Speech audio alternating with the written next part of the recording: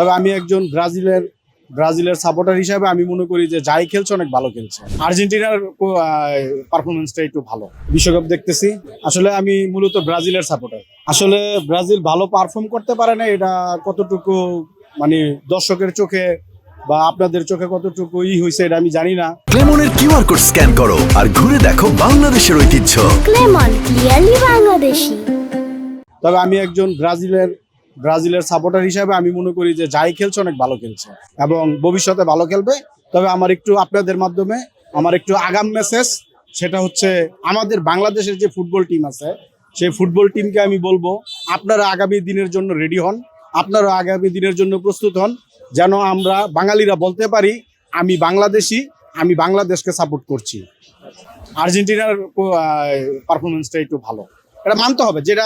যেটা ভালো খেলে সেটা ভালোকে ভালো বলতে হবে আপনাকে, আর যে একটু নর্মাল খেলবে, যে তার চেয়ে একটু নর্মাল খেলবে, সেটাও আপনাকে ওইভাবে মানায় নিতে হবে। কারণ খেলাধুলায় হার জিত আছে, এক পক্ষে হারবে এক পক্ষে জিতবে, হার জিতের মাধ্যমেই বিশ্বকাপ চ্যাম্পিয়ন হবে।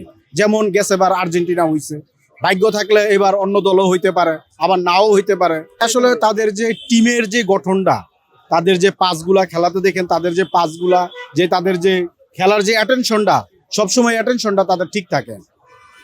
আরো যারা আছে তারাও অ্যাটেনশন তাদেরও ঠিক আছে, কিন্তু তাদের অ্যাটেনশনটা একটু ভালো, অ্যাটেনশনটা ভালো থাকার কারণে, পাসগুলো ভালো থাকার কারণে, তাদের খেলোয়াড়গুলো ভালো থাকার কারণে তারা ভালো খেলে, এটা মানতে হবে।